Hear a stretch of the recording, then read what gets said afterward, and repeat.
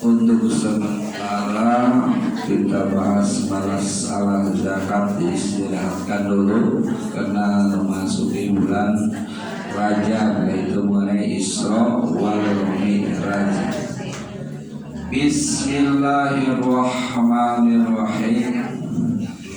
Bainaman Nabi sallallahu alaihi wasallam, pada suatu waktu kami Nabi lagi bil hijri di hijir Ismail, lagi tiduran di hijir Ismail, indal baiti, dekat Baitullah, dekat Ka'bah. Muttalian baina rajulaini, sambil tiduran diapit oleh dua laki-laki, ya, satu Sayyidina Hamzah pamannya, satu lagi Sayyidina Ja'far, yaitu keponakannya.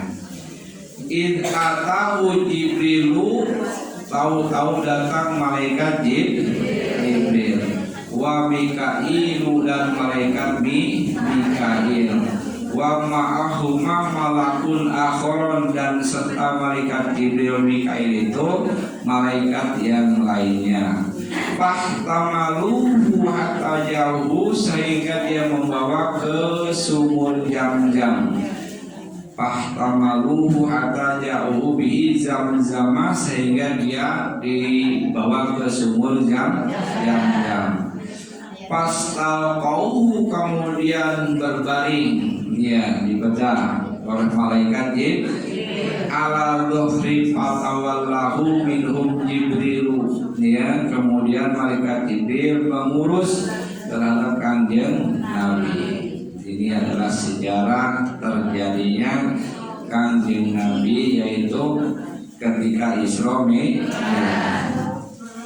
Wa fi riwayatin, dan salah satu riwayat, urija saku baiti, maka dari atas rumahnya itu bolong, ya, di atas rumahnya kemudian datang malaikat.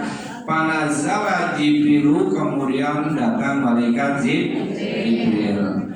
Pasyaqqa, kemudian dibedah, ya, min tukhri ila asfali batnihi, dari dadanya sampai bawah perutnya kanjeng Nabi Muhammad sallallahu alaihi wasallam. Summa qala Jibril li Mikail, kemudian berkata malaikat Jibril terhadap Mikail, ini mitosti min ma'i Zamzamnya, bawa sini sebuah bokor yang terisi air Zamzam. Kaima utahiro qalbahu, nah, buat apa air Zamzam? Yaitu malaikat Jibril mau membersihkan hatinya. Wa asyraha sadrahu, dan menjembarkan hatinya kanjeng Nabi Muhammad sallallahu alaihi wasallam. Fastakhraja qalbahu, kemudian hatinya dikeluarkan. Hati kanjeng Nabi diambil, dikeluarkan. Ini jangan jangan dia seperti operasi, tapi ini mukjizat dari Allah Subhanahu wa taala. Fagosalahu salah satun, kemudian cuci 3 kali, hatinya diambil, dicuci 3 kali oleh malaikat Jibril, 3 kali. Wa najama nabihi min ada, dan kemudian yang ada kotoran yang ada di hati dibersihkan oleh malaikat Jibril. Waqtalafa ilahi Mikail, kemudian bolak-balik malaikat Mikail bisalah sitosati, dengan 3 bokor mimma Zamzam, dari air Zamzam.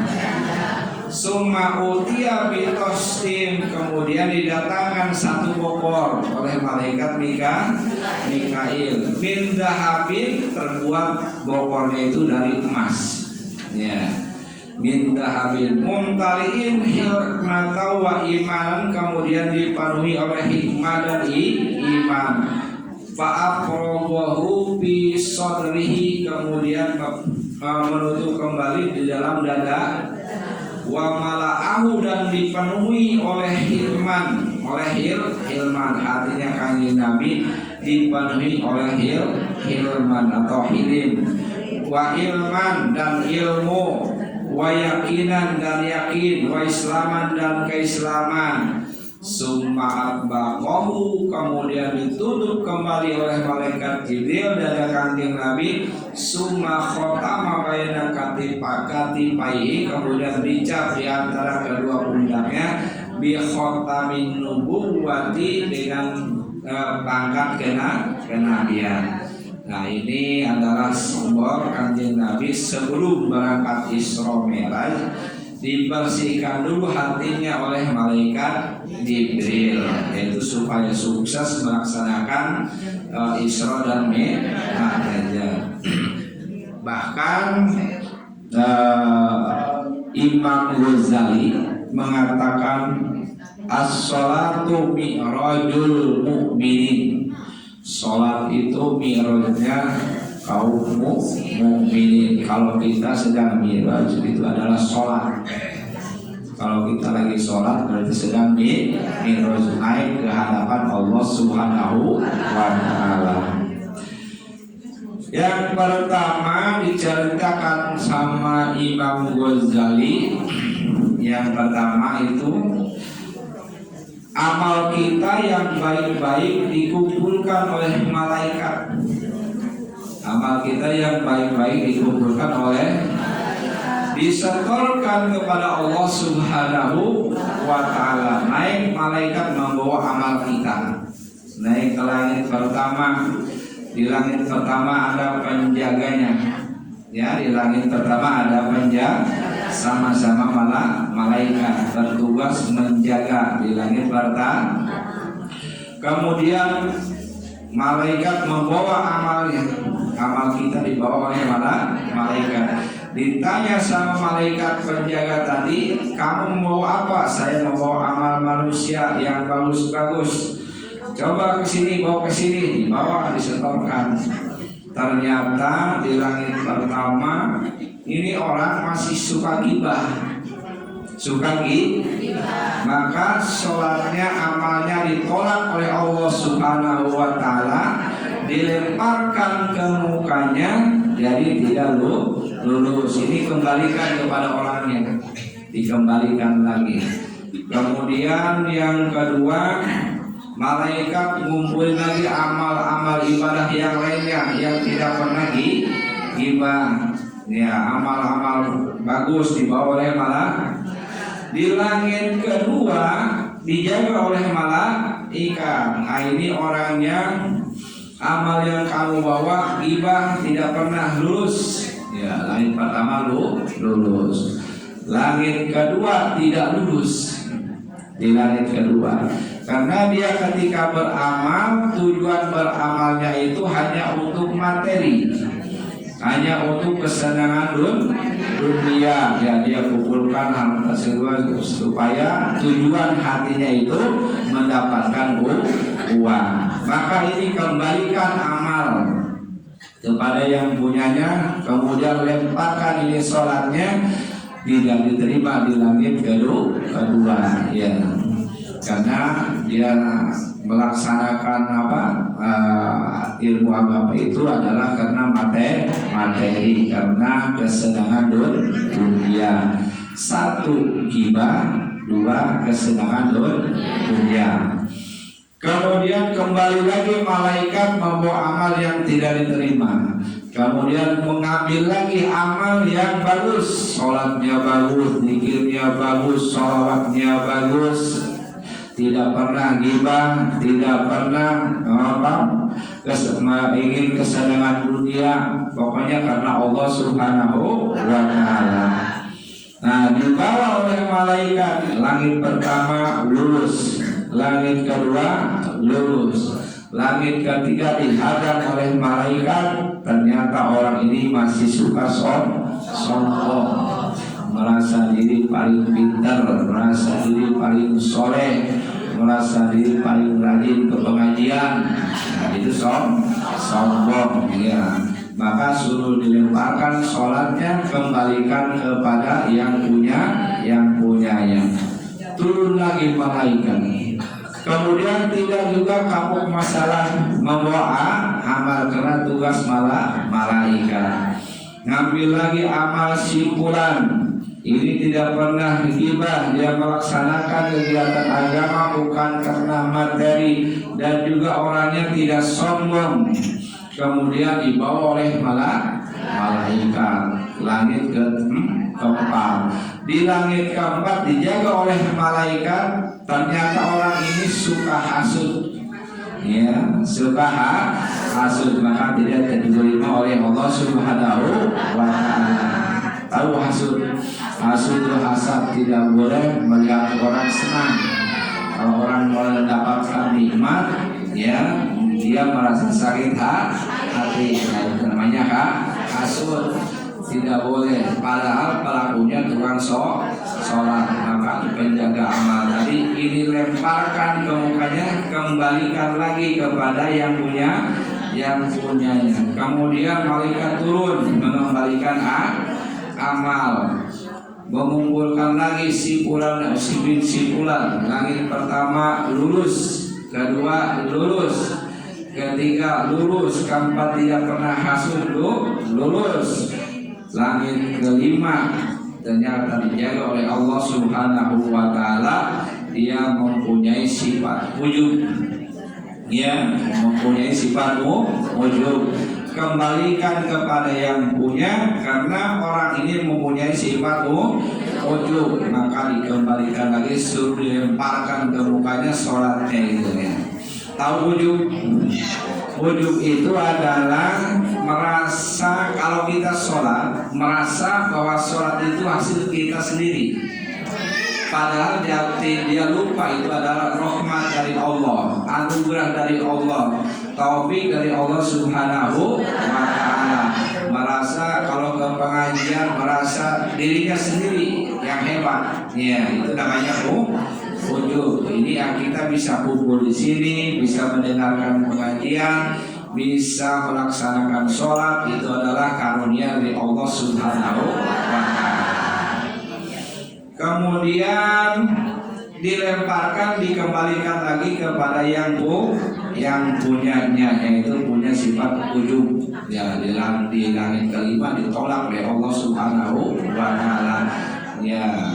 Kemudian malaikat membawa lagi amal simpulan, ya, yang tidak ujub, yang tidak mempunyai sifat ujub. Langit pertama lulus, kedua lulus, ketiga lulus, keempat lulus, kelima lulus. Dia tidak punya sifat ujub, tapi dia beramal.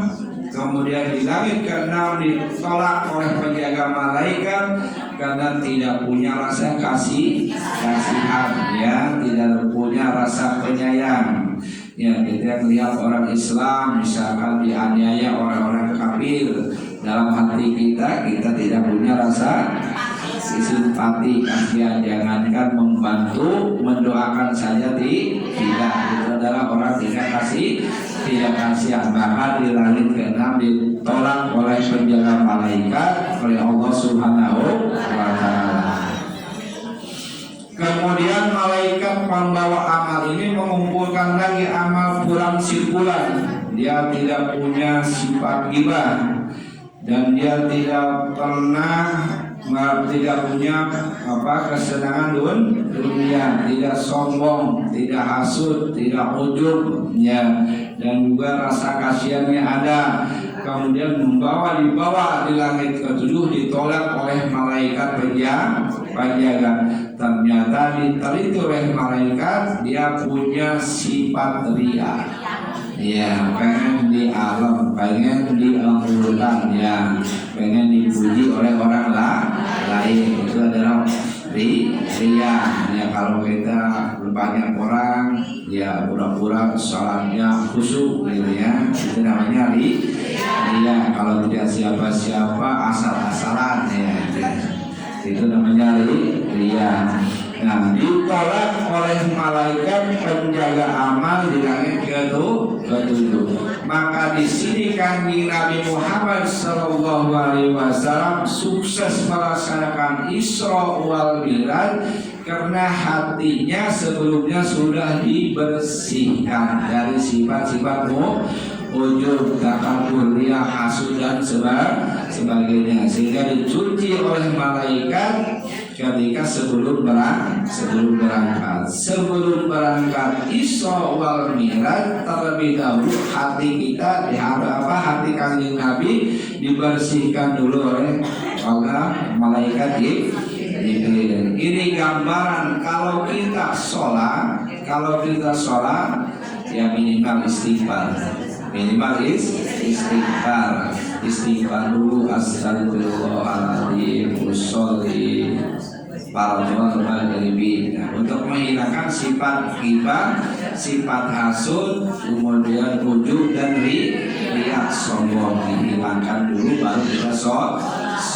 Itu adalah pelaksanaan Isra wal Mi'raj. Itu adalah gambaran sebelum Kanjeng Nabi melaksanakan Isra, sebelum Kanjeng Nabi melaksanakan Mi'raj, terlebih dahulu disucikan, dicuci oleh malaikat Jibril supaya misinya sukses. Insya Allah kalau kita perhatikan kejadian ini adalah bukan semata-mata sebagai ritual, tapi memang benar-benar adalah satu pelajaran.